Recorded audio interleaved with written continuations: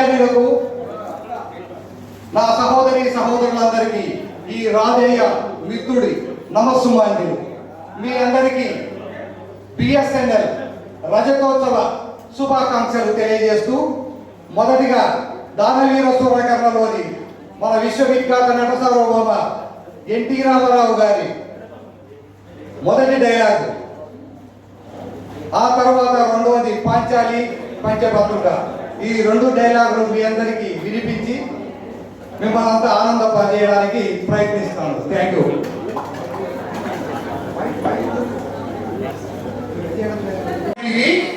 జాతి నెపమున సూత సుతునికి ఇందు నిలవ అర్హత లేదందువా. ఎంత మాట, ఎంత మాట! ఇది క్షేత్ర పరీక్షయే కానీ క్షత్రియ పరీక్ష కాదే, కాకూడదు. ఇది కుల పరీక్షయే అందువా. నీ తండ్రి భరద్వాజుని జనం పెట్టింది, అది చూపుచాకరమైన నీ స్వభావం పెట్టింది. మట్టి కుండలో పుట్టినవి కదా, నీది ఏ కులం? ఇంత ఏల అశ్వత్ పితామహుడు కురుకుల వృద్ధుడైనటువంటి ఈ శాంతనుడు శివసముద్రుల భార్య గంగా గర్భమున జనించలేదా?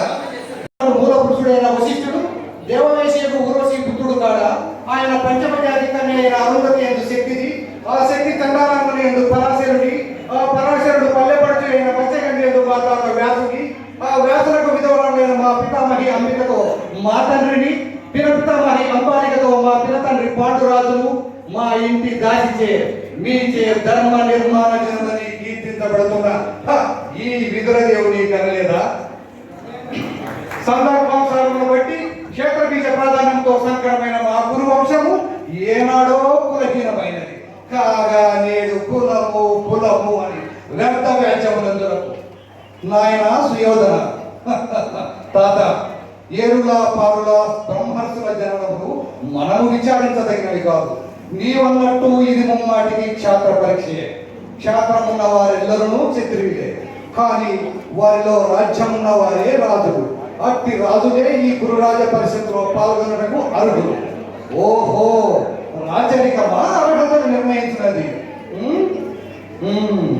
అయినా మా సామ్రాజ్యంలో సస్యశ్యామలపై సంపద నిలయముగా వెలుగొందు అంగరాజ్యములకు ఇప్పుడే ఇతని మూర్తి శక్తిని గావించదను. సోదర దుశ్శాసన, అనార్గార్థమున నవరత్న శక్తి కిరీటమును వేగిరముగా తెమ్ము. మామ గాంధారవ సార్వభౌమ సురుచిరు మణిమండిత సుభాగన సింహాసనంలో తెప్పించము. పరిజనులారా, పుణ్య భగీరథి నదితో అందుకురు. కళ్యాణ భద్రులారా, మంగళ తుర్యములు సుస్వరముగా మ్రోగనీయుడి. వంది మారులారా, కర్ణ మహారాజును కైవర్యం గావించింది.